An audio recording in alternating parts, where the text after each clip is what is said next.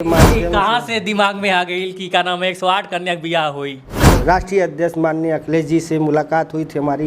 हम सोचे कि किस डेट पे कराएं, कैसे कराएं, एक मन में आता है ना। तो हम कहे नेताजी जब आदर्श हैं तो उनके ही जन्मदिन पे करा दिया जाए।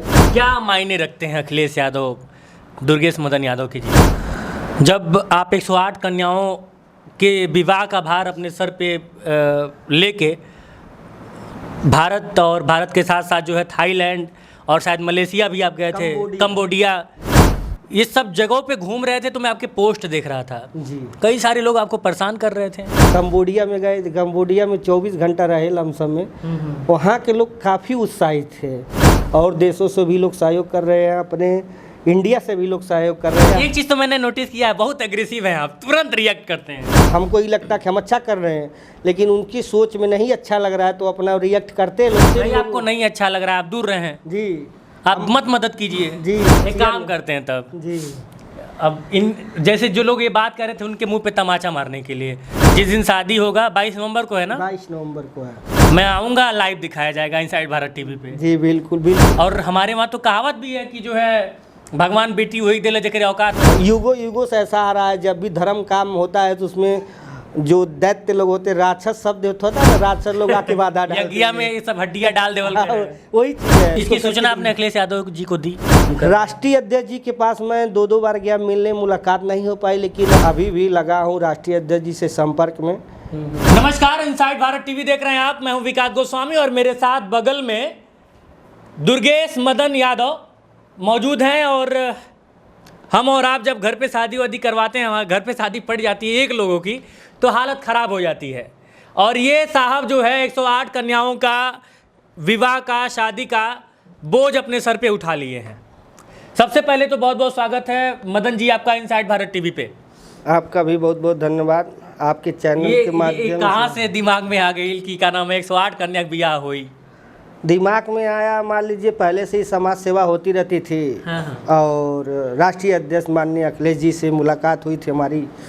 उन्होंने कहा कि आप ऐसे गरीबों की मदद करते रहिए और हमें आशा है अब आगे भी गरीबों की मदद करेंगे। और फिर कुछ दिन बाद, एक महीने करीब आसपास, मैं देखा नेताजी की वीडियो, श्रद्धेय नेताजी की। उसमें कह रहे हैं कि आप लोग अपने आसपास गांव के गरीब बच्चियों की शादी करवाइए या गरीब की किसी की मदद करिए। तो हमारे मन में शादी का तो बहुत पहले से ही दिमाग में था कि गरीब बच्चियों की शादी कराया जाए, क्योंकि देखते थे लोग करवाते थे तो मन में आया। नेताजी की जब बात कान में आ गई तो थोड़ा सा और मोटिवेशन मिल गया। हाँ, मोटिवेशन मिल गया। तो हम सोचे कि क्यों ना सबके सहयोग से, सबको साथ लेकर मिलकर यह कार्यक्रम कराया जाए। तो हम रख दिए कि 22 नवंबर, 22 नवंबर, हाँ, श्रद्धेय नेताजी। हम सोचे कि किस डेट पे कराएं, कैसे कराएं, एक मन में आता है ना। तो हम कहे नेताजी जब आदर्श हैं तो उनके ही जन्मदिन पे करा दिया जाए। तो 22 नवंबर वो डेट रखे हैं। क्या मायने रखते हैं अखिलेश यादव, दुर्गेश मदन यादव के जीवन में? मायने राष्ट्रीय अध्यक्ष जी के बारे में तो कुछ कह नहीं सकते, लेकिन उनसे जब मुलाकात हुई तो बहुत अच्छा लगा उनका बात विचार और सुन। क्या मतलब कि आपके लिए क्या महसूस करते हैं आप उनके लिए? वो मतलब बहुत अच्छे हैं, काफ़ी दिन से हम उनको मानते हैं। जब से राजनीति में आए हो, करीब 2012 से, जब वो जनरथ जो यात्रा चल रही थी उसमें काफ़ी संघर्ष देखा राष्ट्रीय अध्यक्ष जी का, तो दिल में जगह बन गई थी तभी उनके लिए। और काफ़ी अच्छा काम किए हैं अपने उत्तर प्रदेश में। तो वो सब चीज़ें देख के अच्छा लगता है कि हर कोई ऐसे करे, और हमारे भी मन में रहता है कि हम भी अच्छा कार्य करें। जब आप 108 कन्याओं के विवाह का भार अपने सर पे लेके भारत और भारत के साथ साथ जो है थाईलैंड और शायद मलेशिया भी आप गए थे, कंबोडिया, ये सब जगहों पे घूम रहे थे तो मैं आपके पोस्ट देख रहा था जी। कई सारे लोग आपको परेशान कर रहे थे। जी हाँ, परेशानी बाधाएं तो आ रही थी बीच बीच में। लोग काफ़ी परेशान कर रहे थे और काफ़ी लोग भी मदद कर रहे थे। जो लोग मदद कर रहे थे उन लोगों को भी भड़काया जा रहा था, रोका जा रहा था। लेकिन फिर भी जिनकी इच्छा थी, जिनके अंदर मानवता था, जो जानते थे कि बहुत अच्छा कार्य हो रहा है, पुनीत कार्य हो रहा है, वो लोग लगातार सहयोग करते रहे और एक दूसरे को जोड़ते रहे। जोड़ते जोड़ते कंबोडिया में गए। कंबोडिया में 24 घंटा रहे लमसम में। वहाँ के लोग काफ़ी उत्साहित थे। अब बहुत लोग प्यार दिए और सहयोग भी किए। आगे भी कहे भैया समय हो तो रुकिए। तो मेरे पास समय नहीं था इसलिए मैं इंडिया चला आया, लेकिन वहाँ के लोग कहे भैया अगर हॉस्पिटल जब बनवाइएगा या स्कूल खोलिएगा तो एक बार पहले का कंबोडिया आइएगा। पहले कंबोडिया आइएगा फिर थाईलैंड। हाँ, पूरी मतलब एक पहले बता के आइएगा, हम लोग पूरी व्यवस्था करेंगे और यहाँ से सहयोग करेंगे, पहले अब कंबोडिया आएगा, ऐसा लोगों ने कहा। लेकिन कोई बात नहीं है, सब लोग मिल के हर जगह से सहयोग कर रहे हैं और देशों से भी लोग सहयोग कर रहे हैं, अपने इंडिया से भी लोग सहयोग कर रहे हैं। जो लोग कमाने खाने लायक हैं वही लोग सहयोग करें। इसमें कोई उद्योगपति है या कोई बड़ा बिजनेसमैन कोई सहयोगी नहीं है। आम आदमी लोग हैं जो कमाते खाते हैं, उसी में से अपना जो हिस्सा है या जो भी शक्ति भक्ति है वो लोग सहयोग कर रहे हैं, किए भी हैं, बैंकॉक से लेकर कंबोडिया। जब आपका पोस्ट पढ़ रहा था तो मैं आपको हालांकि एक आध बार मैसेज भी किया कि भैया ये टटपुंजिये लोग जो है इन लोगों को इग्नोर कीजिए, क्योंकि इनके कहने और करने से कुछ होने वाला नहीं है। जी बिल्कुल, आप हमको फ़ोन किए थे, मैसेज किए थे आप, और मैं आपकी बातों पे विचार किया। और बहुत ऐसे लोग बड़े भाई हैं, चाहे आदरणीय लोग हैं, लोग हमेशा समझाते रहते हैं कि अच्छा काम कर रहे हैं। एक चीज़ तो मैंने नोटिस किया है, बहुत एग्रेसिव हैं आप, तुरंत रिएक्ट करते हैं, जिससे ऐसा लगता है कि कोई चीज़ बर्दाश्त नहीं हो पाती। जब हम सोचते हैं कि हम बढ़िया काम जी हम अच्छा कार्य कर रहे हैं, हमको ये लगता है कि हम अच्छा कर रहे हैं, लेकिन उनकी सोच में नहीं अच्छा लग रहा है तो अपना रिएक्ट करते हैं लोग, लेकिन हम कंट्रोल नहीं कर पाते हैं। लेकिन जब से आपको नहीं अच्छा लग रहा है, आप दूर रहें जी, आप मत मदद कीजिए जी। बहुत ऐसे लोग कहे कि लोगों के पास जब लोग फ़ोन करके मना कर रहे थे, अरे क्या कर रहे हैं आप, सहयोग कर, कहाँ 108 बच्चियाँ हैं, नहीं हैं, ऐसे लोग। तो वो लोग कह रहे थे क्यों नहीं है, अगर 108 बच्चियाँ, एक काम करते हैं तब जी। अब इन जैसे जो लोग ये बात कर रहे थे उनके मुंह पे तमाचा मारने के लिए, जिस दिन शादी होगा 22 नवंबर को है ना, 22 नवंबर को है, मैं रहूँगा गोरखपुर में ही जी। मैं आऊँगा, लाइव दिखाया जाएगा इनसाइड भारत टीवी पे। जी बिल्कुल बिल्कुल, बहुत बहुत इसके लिए धन्यवाद भैया आपको, ताकि उन लोगों के मुंह पे तमाचा लग सके कि भाई ये जो है जो काम हो रहा है, एक तो कितने गरीबों का उद्धार कर रहे हैं। मतलब लोग कहते हैं कि दानों में दान सबसे बड़ा जो दान होता है वो कन्यादान होता है, और ये कन्यादान करना सबके बस की बात नहीं होती है। और हमारे वहाँ तो कहावत भी है कि जो है भगवान बेटी वही दिले जेके औकात होकर जेके भसोट होकर, जी भोजपुरी वाला भाषा में। बिल्कुल बिल्कुल देते हैं।